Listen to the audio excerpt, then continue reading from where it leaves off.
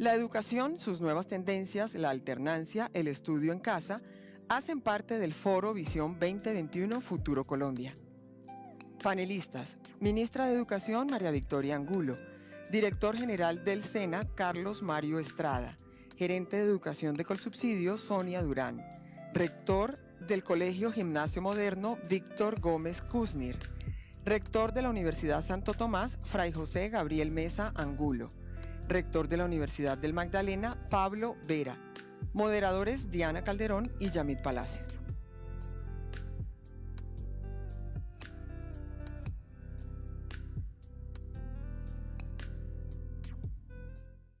Nuestro siguiente panel para un tema vital, educación, muchas aristas dentro de ese tema, la alternancia, la tecnología, la infraestructura, la formación para el trabajo, el papel de cada una de las etapas. En nuestro panel, invitados, Diana, que tienen que ver con cada una de esas etapas: educación básica, educación universitaria, educación y formación para el trabajo, en fin, y estamos transmitiendo a través de las diferentes redes y plataformas de Caracol Radio y de W Radio. Así es, Yamit. Empezamos entonces por saludar a nuestros invitados. Está con nosotros obviamente la Ministra de Educación, María Victoria Angulo. Gracias por acompañarnos. También el Director General del SENA, Carlos Mario Estrada, el Rector del Gimnasio Moderno, Víctor Gómez Kuznir, el Gerente de Educación, Cultura y Productividad de Colsubsidio, la Gerente Sonia Durán, el Rector de la Universidad de Magdalena, Pablo Vera, y el Rector de la Universidad Santo Tomás, Fray José Gabriel Mesa Angulo. Así, si les parece, empezamos con una primera pregunta, ministra, y es un poco un ejercicio de mirar, luego de todo esto que ha ocurrido en la pandemia, cuando usted mira para atrás, ¿qué podría decir que le da la mayor satisfacción o la mayor enseñanza, la mayor lección que le permita hacer una proyección hacia lo que viene en el 2021? Diana, muchas gracias a Caracol por esta oportunidad y a todos los compañeros de conversación. Yo creo que la pregunta tiene un sentido constructivo, porque es entender que la pandemia evidentemente nos abocó a tomar decisiones en el sector que tal vez no las teníamos de primera en la agenda, pero que pueden ser muy importantes para lo que sigue en educación. Yo resaltaría la primera de ellas, el uso de tecnología y nuevos medios.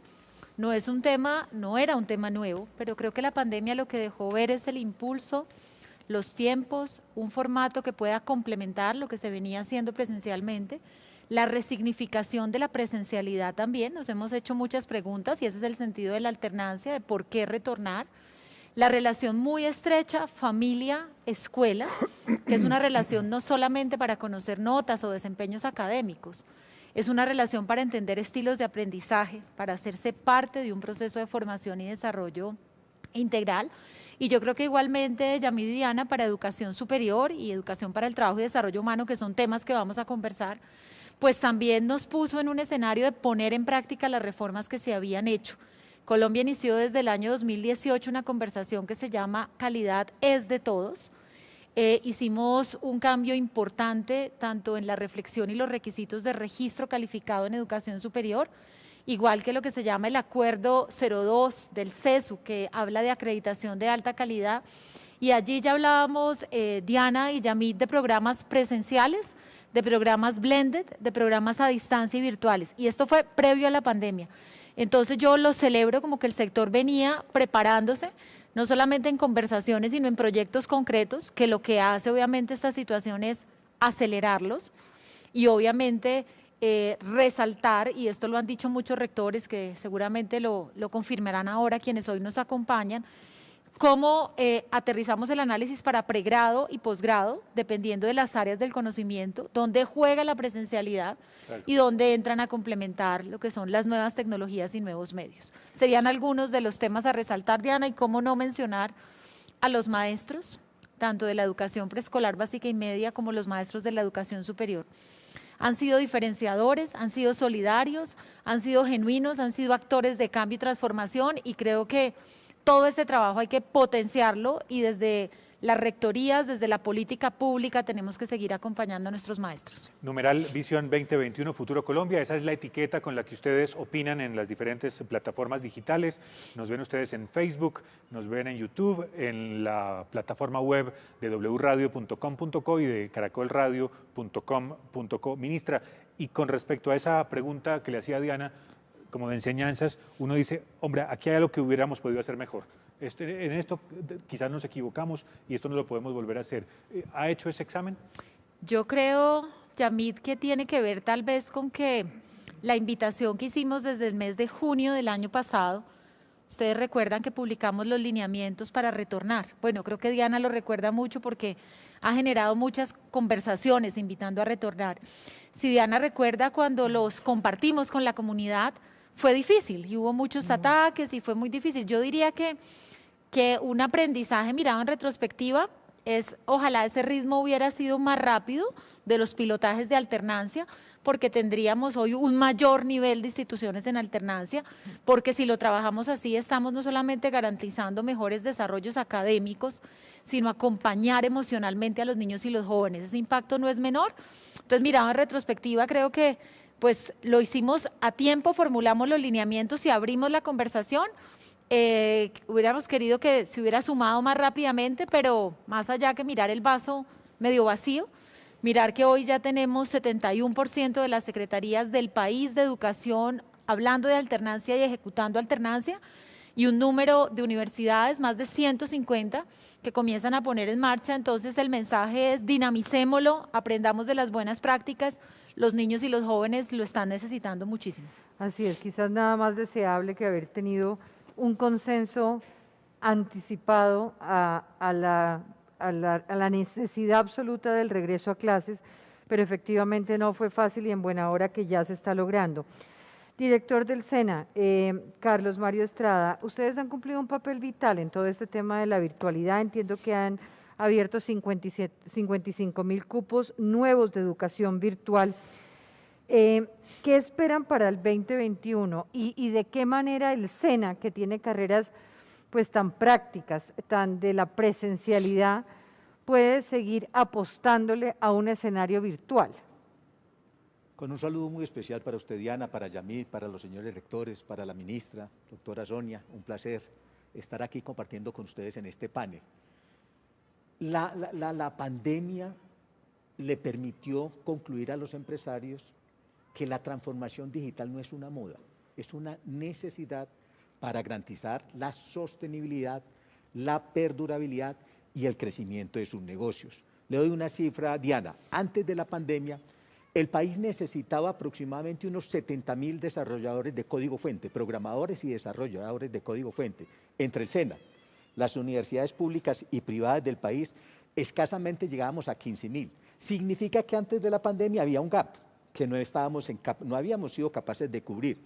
Después de la pandemia, entidades como FEDESOF, como el Ministerio de Tecnologías de la Información y las Comunicaciones manifiestan que el país hoy necesita 300.000 jóvenes, básicamente en 7 lenguajes: Java, JavaScript, Python, .NET, HTML, C y C++.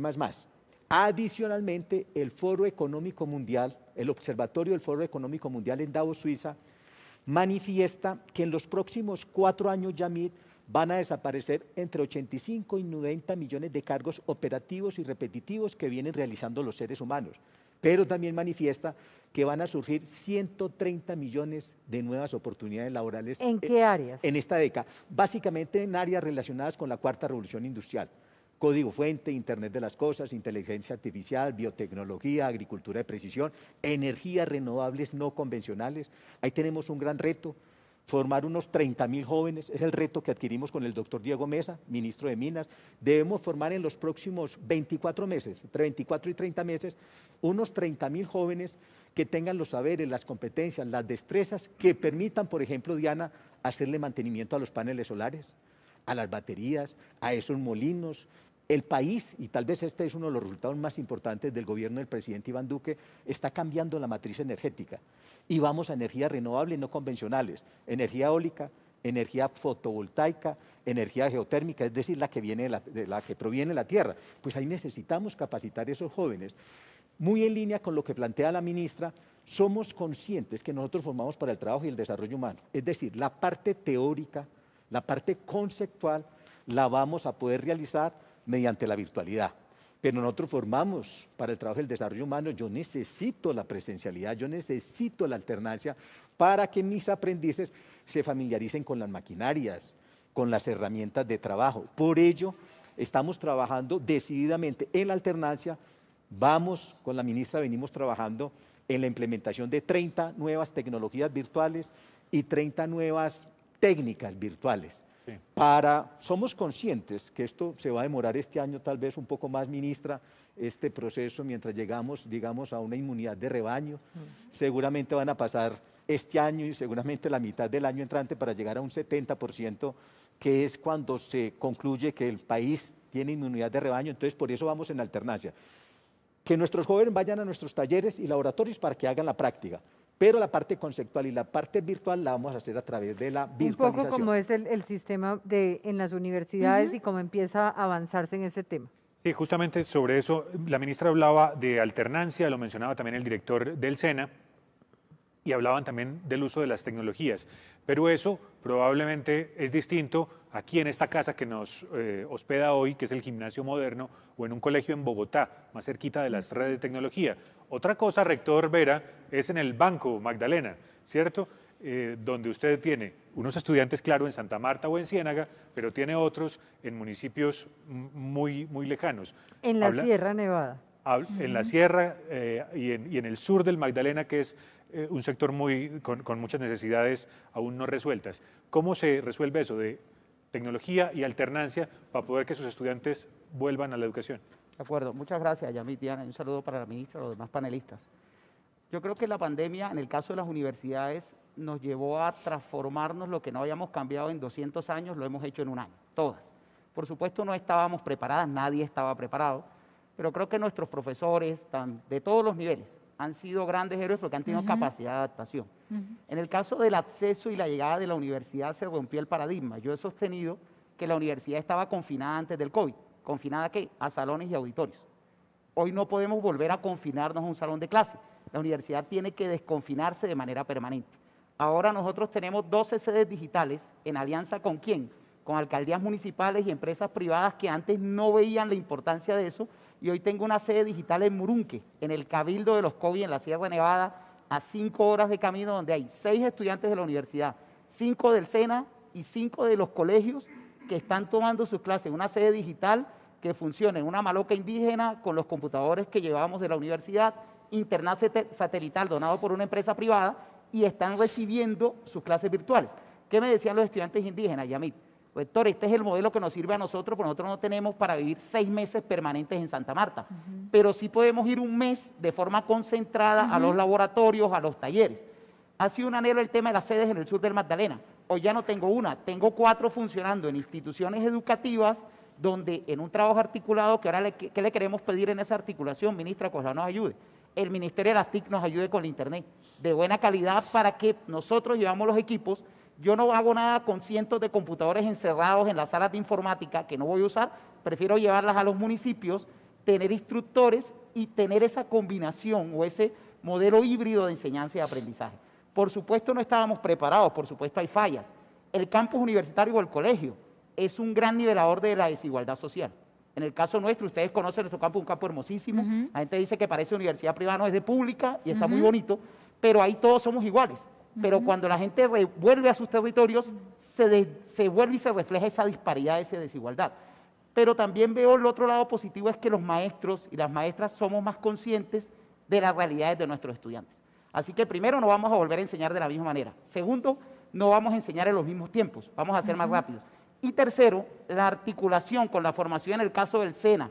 Ahorita yo le decía al director, en el marco de un convenio, creo que vamos a ser la primera universidad que van a empezar 120 estudiantes técnicos del SENA a hacer su proceso de profesionalización en la universidad, no desde cero, sino validándoles un porcentaje alto de su formación. Entonces creo que ese es como el camino que se abre en esta nueva normalidad. Diana, el rector vino con lista de pedidos para la ministra y con Sí. lista de alianzas pendientes aquí. Se lo dejó listo. Quería preguntarle, Sonia, desde Colsubsidio, desde las cajas de compensación, ¿cómo se articula la educación que ustedes ofrecen? ¿Y cómo están trabajando un poco en relación con todo el sector? Perfecto, pues un gusto, mucho gusto, ministra, director, rectores. Sí, desde las cajas de compensación tenemos primero un reto muy importante y es la productividad.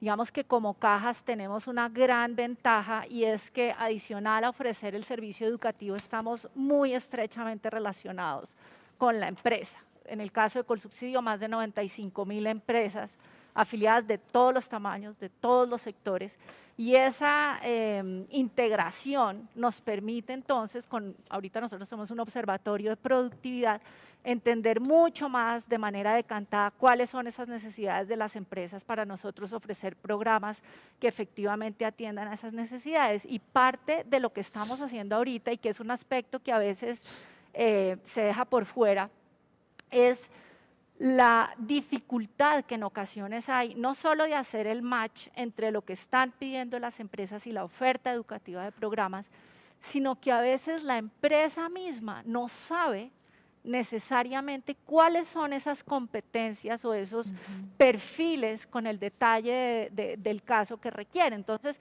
por poner un ejemplo, vemos ahorita que están pidiendo un montón de ingenieros de sistemas, pero resulta que todo este asunto de la revolución 4.0 y que mencionaba ahorita el director del SENA, no necesariamente nos está pidiendo ingenieros. Los programadores pueden ser abogados, pueden ser psicólogos. Se requiere una formación ágil, corta, que le apunte a las competencias que se están pidiendo, que son un pensamiento analítico, rápido, capacidad resolutiva. Entonces, digamos que como cajas… Con doble titulación.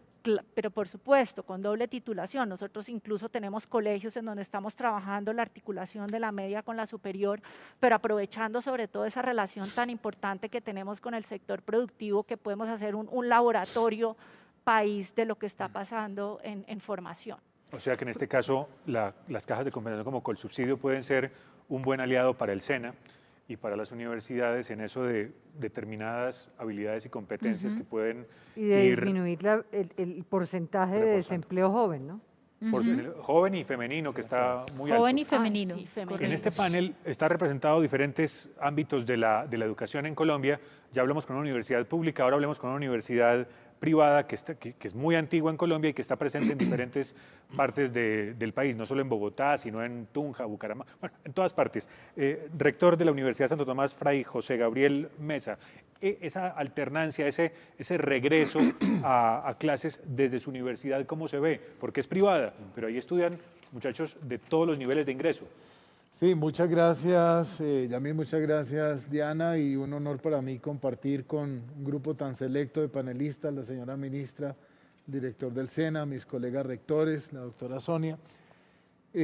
A ver, el mundo de la universidad es un mundo muy particular y creo que en este sentido, pues también la universidad privada tiene algunas miradas dentro de todo este tema. Miren, en concreto, nosotros consideramos que el tema de la alternancia es fundamental, que es una carta por la que hay que jugarse y avanzar. Pero eso tiene también una serie de componentes que tenemos que revisar y valorar. Yo quisiera plantearme al menos 5 temas que me parece que son centrales. En primer lugar, el tema de la transmisión del conocimiento, con alternancia o sin ella, es un tema que tiene que ver también con estrategias didácticas y pedagógicas para la transmisión del conocimiento científico. Yo les puedo decir que los colegios nos llevan a nosotros, hablo de las universidades, una delantera importante con todos los temas de pedagogía. La universidad tiene que plantearse eso mucho más seriamente y en el ámbito de las universidades privadas se está haciendo mucha investigación, seguramente en las públicas también, para tratar de avanzar en esas estrategias didácticas y pedagógicas. Hay un segundo tema que me parece fundamental en todo este tema de la alternancia, que es el rol del docente en la educación virtual. Ese rol, ¿cuál va a ser? Ese rol, ¿cómo va a ser? ¿Por qué? Porque ese docente no puede quedarse simplemente con un sistema sincrónico de educación, sino que tiene que ver cómo también gestiona un componente asincrónico en el cual él pase también a ser una especie como de asesor para atender dudas, para recursos de apoyo, para solucionar problemas, para enfocar también a los estudiantes hacia el uso de los repositorios. Ese es un segundo punto importante. Un tercero importante que me parece tener en cuenta es los temas de virtualidad no deben comprometer la calidad de la educación. Tenemos que hablar de virtualidad con calidad y virtualidad no es solamente tecnología. En ese sentido, creo que la virtualidad debe tener un ejercicio flexible, indiscutiblemente, pero un ejercicio contundente con sus objetivos. Y en ese sentido también la virtualidad trae una consecuencia sobre la presencialidad y es, entonces, ¿cuál es ahora el rol de la presencialidad? Yo digo, una presencialidad mucho más planeada. Si nos vamos a reunir, que sea para algo que valga la pena. Y si no, mejor hagámoslo de otra forma. Entonces, tiene que haber realmente herramientas didácticas que ayuden realmente a ese tema. Un cuarto componente de 5 que quiero mencionar, son solo 5, es el tema social. Aquí hay un tema de apoyo social que es necesario, en el cual tanto la universidad pública como la universidad privada debemos estar igualmente comprometidos, y es que hay que apoyar y ayudar. Nosotros, ¿cómo hemos podido sobreaguar en medio de la pandemia? Con auxilios. Hay datos que yo no quisiera hacer públicos, pero no tengo tampoco por qué esconderlos. La Universidad de Santo Tomás en el año 2020 aportó más de 30.000 millones de pesos en auxilios educativos, bonos de conectividad, becas de educación. Si no lo hacemos de esa manera, finalmente se nos cae la universidad. ¿Por qué? Porque la gente necesitaba esa ayuda económica, necesitaba ese apoyo. Bueno, eso también ha sido una de las grandes experiencias de esta pandemia. Tuvimos que posponer la proyectos, solidaridad. pero ese tema, finalmente, si hablamos de humanismo, pues que eso tenga también consecuencias concretas. También hay un asunto que es interesante y es ver cómo la academia se proyecta, lo científico, las vocaciones científicas, los nuevos científicos jóvenes que provienen del colegio, pero también hay un asunto que conversábamos con el doctor Estrada, que es todo el tema del relacionamiento universidad-empresa. Tenemos que ver cómo la universidad dialoga más con el mundo empresarial y cómo es capaz de responder de una manera objetiva al mundo del trabajo hacia el cual van también nuestros egresados. Y un último punto. Si me permite, ¿sí? Le doy la palabra al rector del colegio y vuelvo con usted Vale. y para que no se nos tengamos la oportunidad de poder conversar con todos. Bien. Rector del Colegio Moderno, del Gimnasio Moderno, gracias por acogernos. Es un placer estar aquí y hablar de educación desde este recinto. Yo tengo una pregunta para usted y tiene que ver con ¿cuánto tiempo estuvo cerrado el colegio? ¿Cuántos niños dejaron de asistir? Y ahora que regresan estos niños, yo siempre tengo una pregunta y es, esos niños jóvenes, para nosotros se vuelve un poco paisaje vernos todos aquí hablando con esto colocado. ¿Qué reflexiones han ustedes recogido de esos niños en términos del aprendizaje que la pandemia les da y de la manera como ellos están proyectando que sus vidas cambió? O sea, ¿qué le dicen los niños al profesorado? Siempre hablamos un poco de lo que los profesores le enseñan a los niños. ¿Han recogido ustedes algo que los niños les estén enseñando a ustedes de lo que les ha tocado vivir? Bueno, un gusto saludarte, Diana, Yamid, querida ministra María Victoria, queridos panelistas. Qué maravillosas preguntas. Miren, voy a responder la primera. Nunca estuvimos cerrados. Tuvimos afortunadamente la posibilidad de reaccionar muy rápidamente y pasar de la presencialidad a la enseñanza remota o virtual. El Moderno ininterrumpidamente ha venido prestando su servicio educativo de manera constante y con una calidad, creo yo, bastante importante.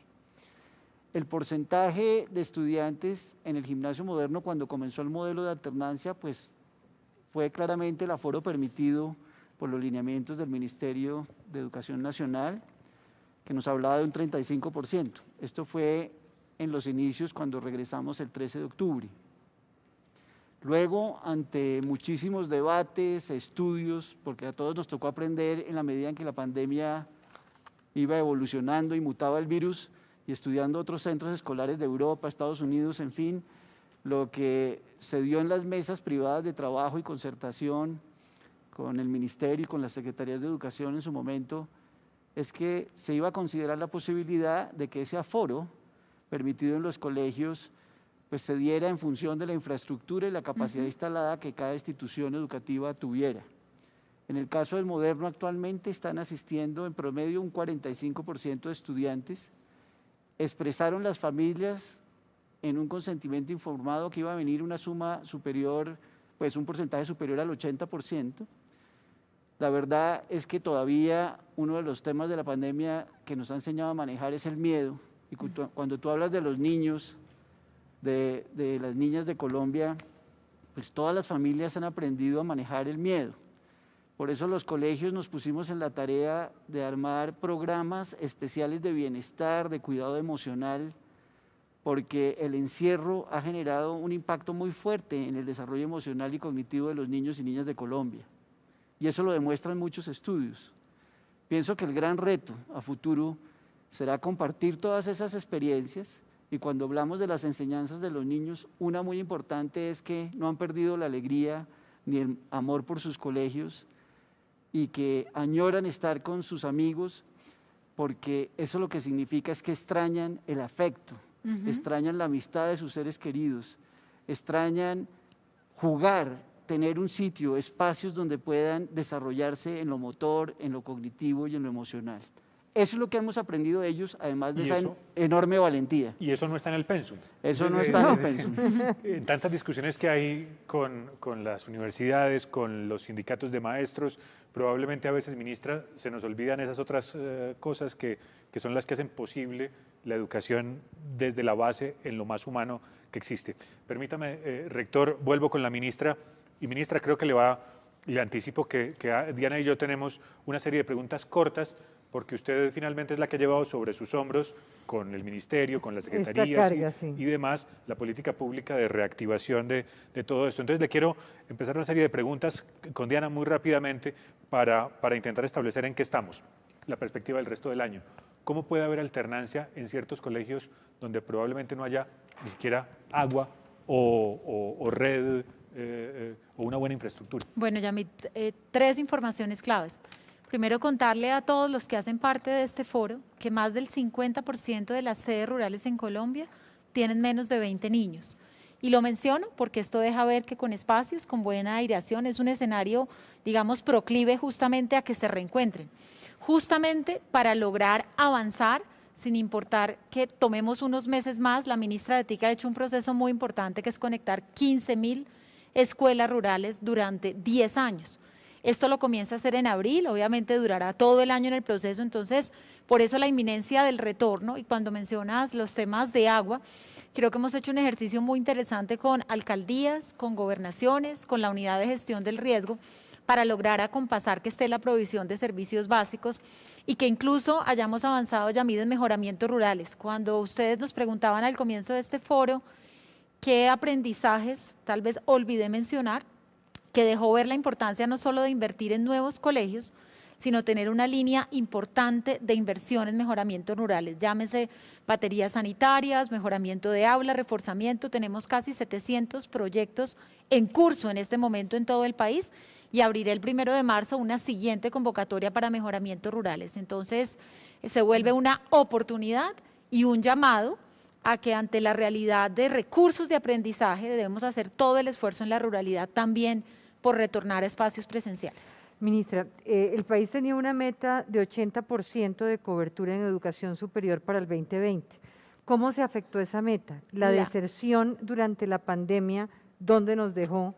¿Y cómo vamos a hacer para recuperar esa brecha? Hay una precisión, Diana, porque la meta era 60% al 2022. ¿Para qué? 60%. 2022, esa era la meta. 80 al 2030.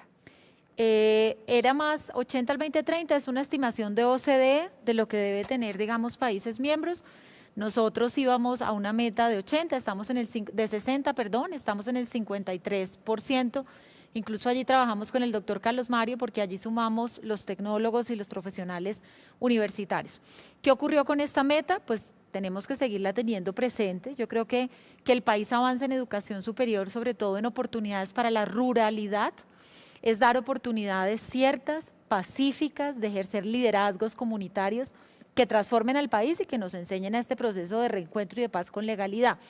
Pero no podemos obviar una realidad, es decir, avanzamos en ese sentido y llegó la pandemia, y es algo que mencionaban los rectores, todos los rectores que están acá presentes, y es el apoyo económico a las familias, a los jóvenes y a las instituciones. Entonces, ese valor, Diana, de la solidaridad, que lo vimos muy presente en todos los actores del sector educativo, tenemos que saberlo como engranar y materializar.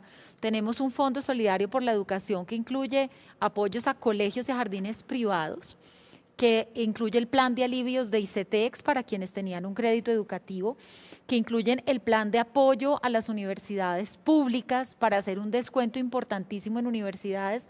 No olvidemos que más de 600.000 jóvenes en Colombia por primera vez tuvieron una matrícula cercana a 0 costos para el ingreso a la educación superior, y otro tipo de fondos, porque como bien mencionó el rector de la Universidad Santo Tomás, a través de Findeter, pues las privadas también necesitaban distintos esquemas que les permitieran fondearse y dar apoyos a los estudiantes. Pero incluso haciendo eso, ministra, porque, digamos, no se puede negar que se han hecho cosas. Todas esas líneas que usted menciona, más las que haya hecho solidariamente una universidad privada o una ciudad o un departamento de sus propios recursos, ¿ustedes miden la deserción en cuánto? Para saber el reto como país te doy los dos datos. En un país de violencia intrafamiliar, de pandillismo, de reclutamiento de menores, no nos podemos permitir como sociedad que esos niños y jóvenes salgan del sistema educativo. Totalmente. Entonces, primero, ¿cómo se mide en educación preescolar básica y media? A través del CIMAT, que es el sistema de matrícula.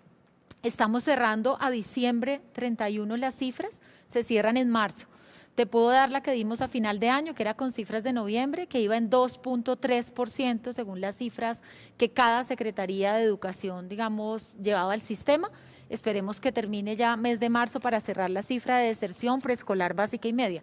Si tú lo comparas con cifras del año anterior, tú observas que se mantiene, digamos, una cifra similar a la del año anterior en deserción, lo que no quiere decir que cada niño que esté por fuera del sistema no importe, no. Hay que seguir trabajando, y en zonas muy deprimidas económicamente y en zonas donde necesitan mucho el apoyo del Estado, tenemos que hacer búsqueda activa y seguir trabajando por reconectar a esos niños con el sistema.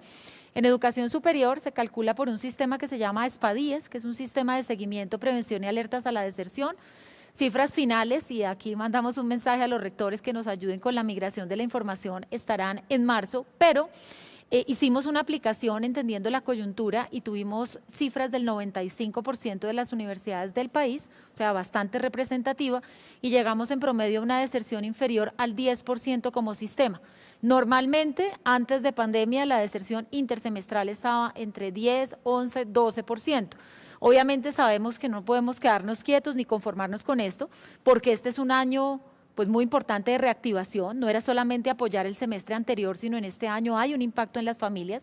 Entonces, esperemos que con la acción solidaria y coordinada de todos estos elementos podamos, como dices tú, combatir la deserción y seguir generando nuevas oportunidades. Creo que los cupos que mencionaba el director del SENA, por ejemplo, en temas de gratuidad, de formación tecnológica, van a ser también una oportunidad asociada a empleabilidad y a sumar a estas coberturas. El rector de la Santo Tomás, tenía usted un quinto pilar sobre el cual quería hacernos una reflexión. Una deuda pendiente. Una deuda pendiente. Diana, muchas gracias. Mira, quisiera contextualizar el tema también dentro de la intervención tan puntual de la señora ministra. Es decir, ¿hacia dónde hay que mirar? Yo veo con inquietud el título de un foro como este, Visión 2021 Futuro. ¿Hacia dónde hay que mirar? Yo diría, hacia muchos lugares, pero creo que hay dos cosas que importan mucho, al menos a la educación superior en Colombia. Mirar más a la región. Las regiones en Colombia deben contar con una oferta mucho más amplia de educación superior. Algunos estamos haciendo una tarea en ese sentido. Pues tenemos 23 centros de atención universitaria en distintos lugares de Colombia. Yo quisiera más, quisiera mejor incluso, pero ese es un componente. Y lo segundo es el tema de los nuevos programas. Los niños y los jóvenes que están saliendo de la universidad, del colegio, a la universidad en este momento, sobre todo los niños, están buscando carreras que no existen, pero que tienen que existir. Y en ese sentido nosotros tenemos como universidad la responsabilidad de la creación de esos nuevos programas que todavía no están. Rector, perdóneme, lo interpelo por una cosa porque me parece importante eso. Ministra, yo he hablado con varios rectores y nos dicen que el ministerio no está siendo lo suficientemente veloz o sea, que hay nuevas carreras. O sea, el rector de la Universidad del Magdalena tiene una idea por ahí de crear una ingeniería del mar. ¿Cómo se llama? Bueno, pero varios rectores me lo han expresado que consideran que no están suficientemente, o sea, que a veces es muy rígida la estructura del ministerio para aceptar esos nuevos programas. ¿Usted reconoce que eso es posible? Ese fue el cambio, fue el cambio. Yo creo que ese era rector su narrativa hace más de un año. Por fortuna, un año después, ya no me puede decir que es por imposibilidad de la norma. ¿Por qué le cuento, Yamit? Porque previamente Colombia durante muchos años tuvo solamente educación presencial y a distancia, no más. Y adicionalmente, al usted ser acreditado, que para mí es un voto de confianza en el sistema, si bien tenía cierta flexibilidad, igual habían como cortapisas a usted rápidamente reinvertirse programas. Entonces, una universidad como la del rector Pablo, que es acreditada de alta calidad, tiene toda la flexibilidad y además él puede sacar incluso con un solo registro calificado, puede ofrecer el programa en las 4 modalidades. Entonces creo que estamos en ello.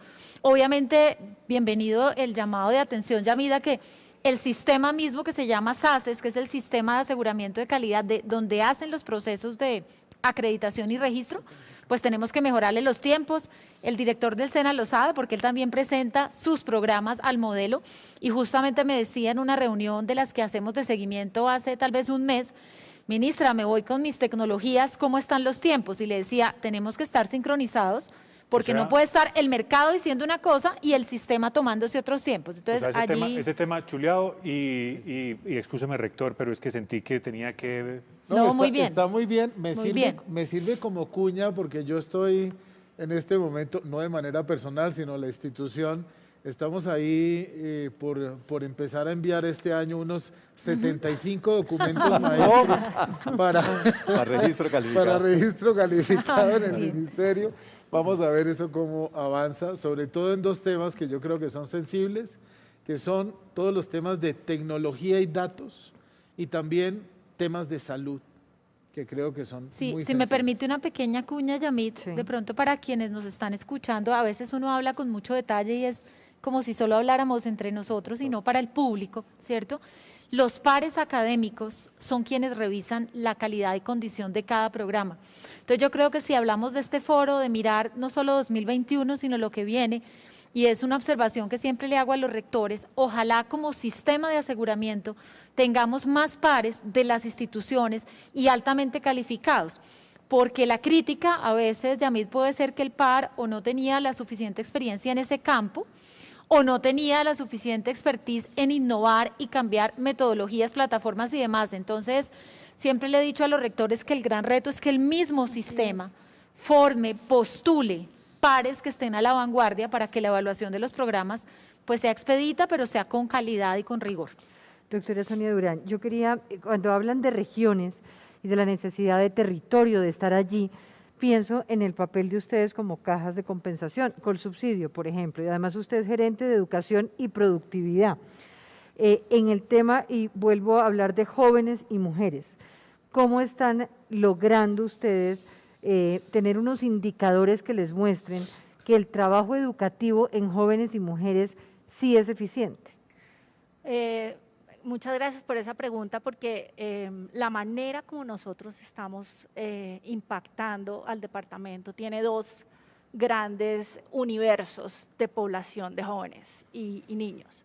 La primera es la jornada escolar complementaria y trabajamos de la mano con el departamento como tal, pero también con los municipios en la jornada escolar complementaria después de la jornada diurna de los niños. Allí para nosotros fue un desafío muy grande en términos de la pandemia, llegar por lo ya expuesto hoy con todo lo que teníamos, las guías, los planes de estudio o de actividades, porque esta jornada pretende hacer todo aquello que no se hace en clase por la mañana, entonces en temas de arte, de ciencia, de robótica, Y allí lo que logramos hacer y que lo acordamos con los municipios era llegar con vehículos tecnológicos y utilizar a veces incluso todo el mundo, muchas personas tienen el celular y ahí a través de WhatsApp enviar las guías por WhatsApp, irlas a recoger, que nos las enviaran por fotos, también los materiales los llevábamos cada 8 días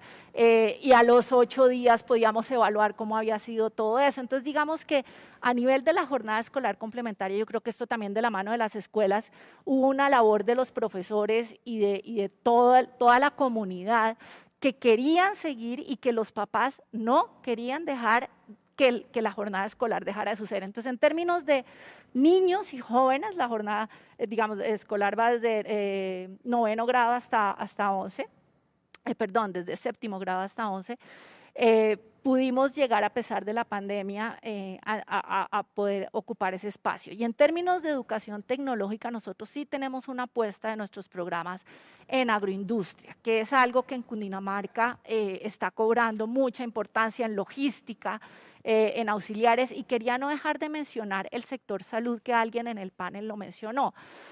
¿Por qué? Porque primero es uno de los sectores que está reactivando la economía y que tiene una proyección de mayor crecimiento, va a seguir crecimiento, pero segundo por algo muy especial y que es también una línea de la caja, y es la perspectiva de género. El sector salud es un sector ampliamente femenino que emplea a muchas mujeres. Y nosotros en este momento, de los 4 millones de puestos de trabajo que se destruyeron en Colombia, que ya no van a volver a ser los mismos, de esos el 63% es empleo femenino. Entonces estamos buscando cuáles son esos programas también que vistos desde, no solo desde el sector productivo, sino desde las necesidades sociales, tenemos que estar allí. Y yo supongo, director del SENA, que usted tiene esa misma preocupación, porque finalmente es la entidad del Estado en temas de educación técnica, tecnológica y preparación para el trabajo, y eso de que la pertinencia de sus programas llegue a esos jóvenes y a esas mujeres, supongo que también está en su tablero, en una de las primeras prioridades. Por supuesto, Yamil, pero déjeme antes de responderle la pregunta a Yamil, a contextualizar y con base en la definición de este foro y algo que planteó el señor rector, el doctor Mesa. Nosotros en el SENA queremos acabar con el falso dilema de que la educación para el trabajo se debe focalizar solamente en el hacer.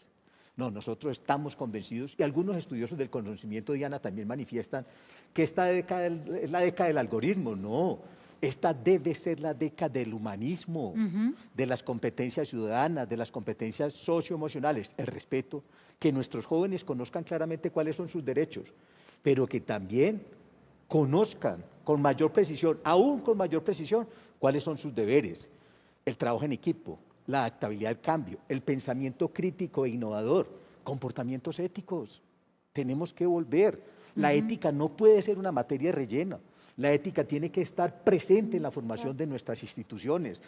La actitud permanente de servicio, la puntualidad, el sentido del humor, la alegría. Yo soy un convencido que si logramos inculcar en nuestros jóvenes competencias técnicas y competencias digitales, pues ellos cuando se inserten al mercado laboral van a generar valor agregado al interior de las empresas donde ellos empiecen a desarrollar sus profesiones.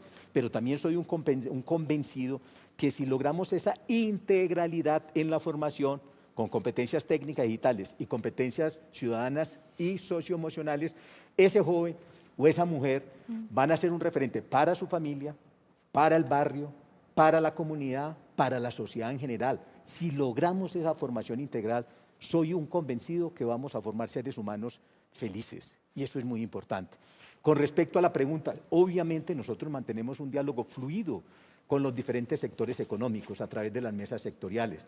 Hay una conversación con los empresarios, con los gremios, donde permanentemente les preguntamos cuáles son los haceres y cuáles son los saberes que deben tener nuestros aprendices. E inmediatamente montamos técnicas o montamos tecnologías.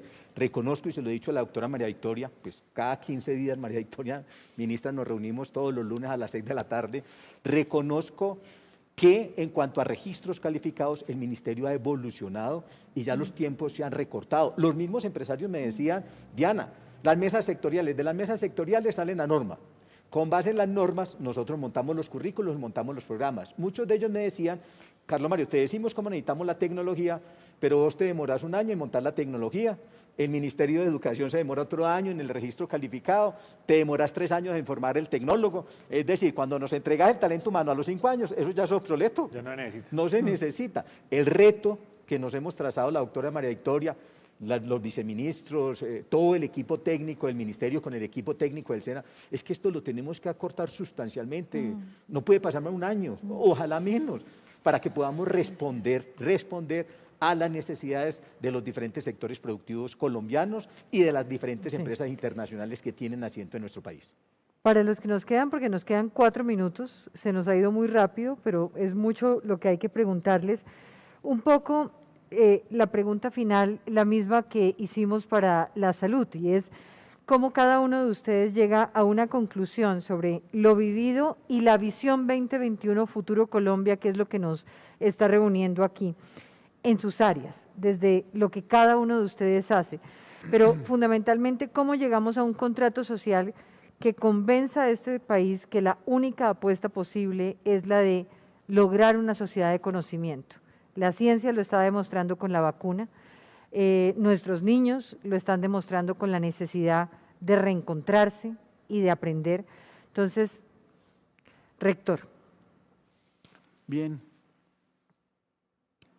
Siento que lo fundamental es que lo que hemos aprendido los rectores de colegios públicos y privados es a trabajar colaborativamente.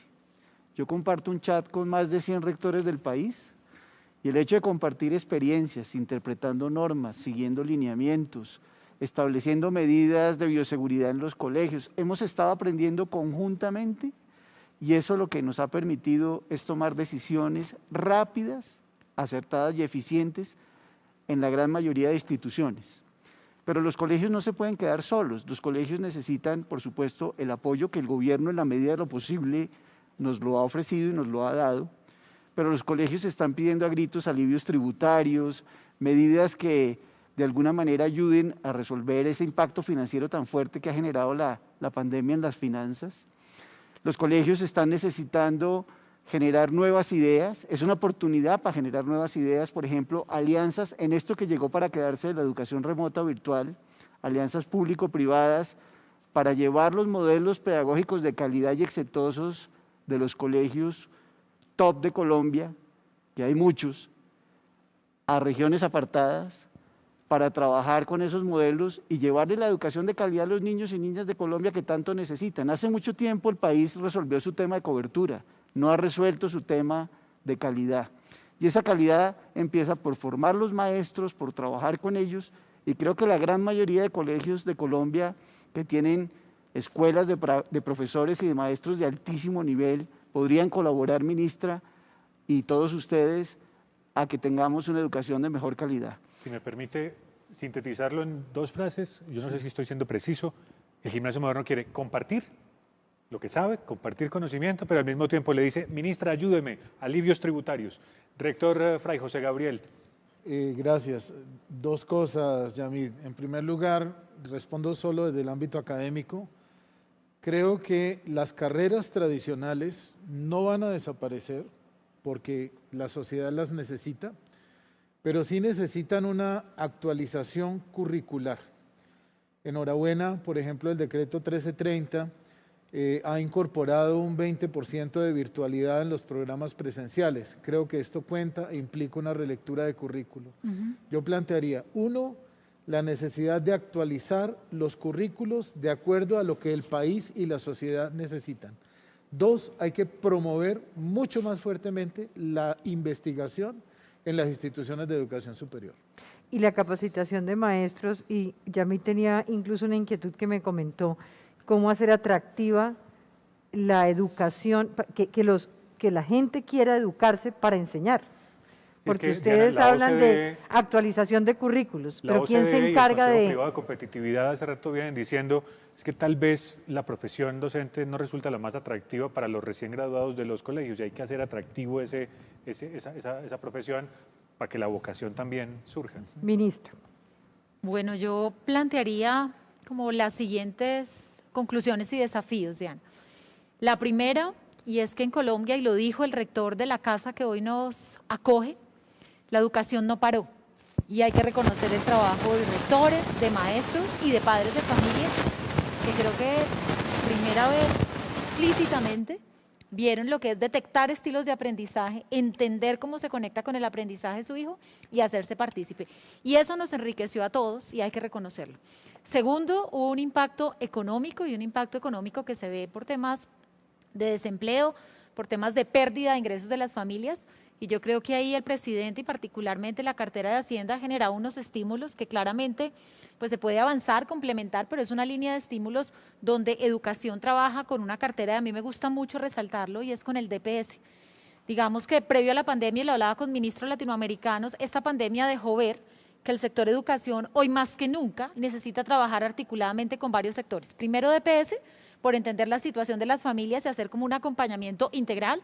Segundo, el Ministerio TIC, porque definitivamente América Latina, que es el continente pues, donde nosotros nos comparamos, tenía un desafío enorme de conectar la ruralidad. Esto debe continuar y esto va a abrir muchísimas oportunidades a los niños de la ruralidad.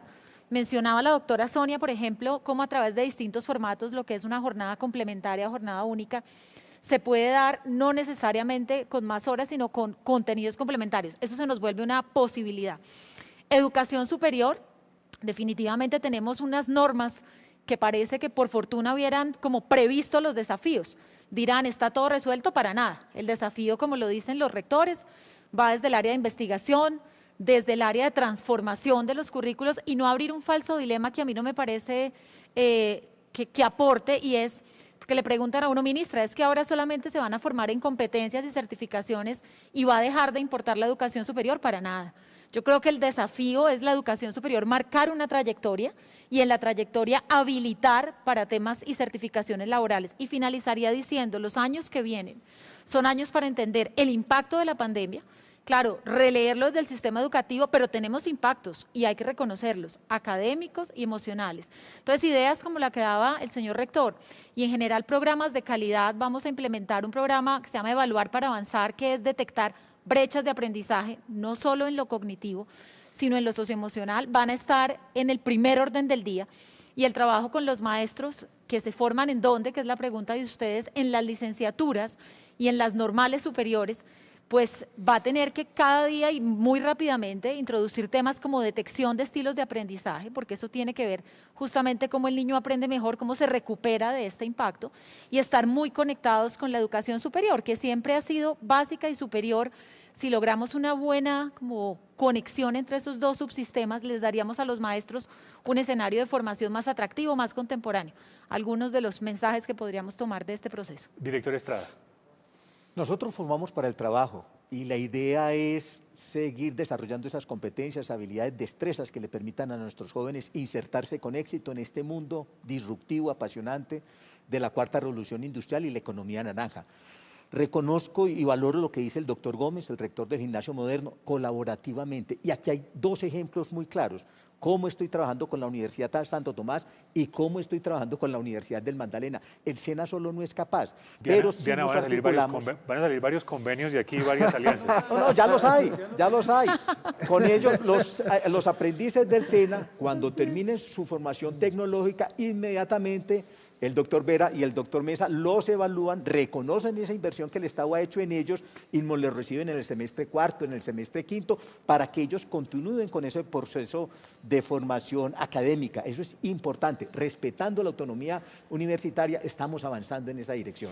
Permítanme romper el protocolo, Diana, solo un segundo, que tal vez no lo mencioné porque lo di por hecho. Pero la reactivación del sistema en alternancia es una prioridad, es una necesidad urgente. Hablé de todo lo demás alrededor del sistema, pero parte de un principio de que nos reencontremos. Entonces es muy importante que en este foro, en este espacio, quede la importancia de hacerlo, claro, con responsabilidad, gradual, progresivo y seguro, pero vital para lo que viene y para los desafíos como país. Somos el segundo país latinoamericano que avanza en alternancia y hay que seguir avanzando al respecto. Diana, déjeme darle un indicador muy importante. El 50.2% de los aprendices titulados del SENA el año pasado, a los 6 meses, encontró empleo. Y la meta que me ha trazado el presidente Iván Duque es que para el 2022 el 57.5% de los aprendices titulados por el SENA a los 6 meses encuentre empleo. me lo cruzan contra el Pila. Verá usted a Diana haciéndole seguimiento a ese porcentaje en hora 20. Rector Vera. Yo quiero precisar 3 cosas muy específicas. Uno, hablaban de ese acuerdo, ese pacto social de cara al futuro. Uno, el compromiso con matrícula cero para garantizar acceso con equidad a la educación pública de calidad. Yo creo que eso es un avance sin precedentes. El gobierno nos prueba eso. Nunca un gobierno lo había hecho. Hoy creo que ya no es un debate de izquierda de derecha. El país sabe que tiene que procurar no educación gratuita porque cuesta, sino con matrícula cero para aquel que no tiene para pagar, como tuvimos durante este periodo, y eso hay que mantenerlo. 2, el espíritu de flexibilidad organizacional de nuestras instituciones. En el caso de la pandemia, yo recuperé 1.100 estudiantes que había perdido antes. Yo tuve deserción negativa, es decir, recibí más de los que se habían ido. Abrí 10 nuevos programas de pregrado, entre esos 7 licenciaturas. Y me sorprendí con que en la licenciatura en inglés, ministra, están los mejores puntajes junto a medicina. Es decir, está cambiando la percepción de que la gente quiere ser maestro. Y 3, hay que cambiar 2 paradigmas que a mi modo de ver son equivocados. Uno, que la formación del SENA es formación para el trabajo, como que fuera que la universidad es para el desempleo. Exacto. No es ni lo, es decir, ambos Exacto. tienen que buscar el trabajo, y el Son ser técnico o complementarios. tecnólogo no quiere decir que no se conozcan las humanidades, como ser ingeniero no quiere decir que no haya un aspecto y sentido práctico. Y la otra, Diana decía, sociedad del conocimiento. No, creo que hay que avanzar a una sociedad de aprendizajes compartidos, como decía Barbero. No sociedad de la información ni sociedad del conocimiento, sino sociedad de aprendizajes compartidos, como ha sido en pandemia. Yo tuve estudiantes que aprendieron con sus hijos tomando clases de gestión humana al mismo tiempo que el estudiante tomaba sus clases de administración de empresas porque tenían una microempresa. Hoy los padres de familia entienden el rol fundamental del maestro en la sociedad, porque se están volviendo locos con 2. Hoy entienden que si alguien tiene 40 o 50, eso es muy duro. Entonces creo que la valoración que hoy tiene la sociedad de la educación es algo que tenemos que mantener, no de cara al siglo XXI, sino esa visión de futuro que necesita el país. Una pequeña conclusión, doctora Sonia Durán. Pequeñísima, tal vez para agregar 2 cosas. En términos de productividad o de la educación superior, yo creo que aquí nosotros nos esforzamos desde la política pública, el Sistema Nacional de Cualificaciones, en fin, pero el empresariado tiene que sentir que a él le duele la educación. Estamos todavía muy distantes del día a día con la empresa y creo que todo el andamiaje está puesto para nosotros. Ya no hay más, ya la ministra y el director no pueden hacer más. Ya tenemos un Sistema Nacional de Cualificaciones, las instituciones de educación estamos haciendo lo que nos queda en nuestros programas, pero la empresa tiene que estar muy activa, queriendo entender y sabiendo qué es lo que necesita y aportando a esos currículos. Por ese lado. Y eso debería entender, Diana, los dirigentes gremiales que piden mucho, y la pregunta es en este caso… Me pregunto si hay algún estudio que nos diga cuál es la formación de ese 60% de población informal que tenemos en Colombia y cómo podríamos asumirlos para recapacitar en las competencias que se requieran y ver si ahí hay una posibilidad de cerrar esa brecha. Pero para terminar, qué pena, 2 segundos, quiero en el tema de los niños y de los jóvenes, sobre todo, el rol del maestro, creo que se probó que fueron los grandes héroes de todo este proceso, y esto que mencionaba el rector Pablo, de la reivindicación del papel que juegan en la sociedad es vital. Claro. Obviamente también los papás tienen que entrar, ahorita los profesores tuvieron que enseñarle a 20 niños y a 60 papás. Entonces, y eso generó unas transformaciones muy importantes que debemos cosechar, pero que hay que entender que ese rol del maestro realmente debe cobrar otro lugar en la sociedad. Nos demoramos más de lo que estaba previsto inicialmente, pero entenderán ustedes que este es un tema vital, no solamente para la reactivación de este país, sino para nosotros como sociedad. A todos nuestros y nuestras panelistas presentes hoy en este foro sobre la visión de Colombia 2021, Futuro Colombia, gracias por haber estado con nosotros. Foros W Radio, Foros Caracol Radio, junticos, unidos. En la tarde escuchan la hora del regreso y más tarde debate con Diana Calderón. Y a los maestros también gracias.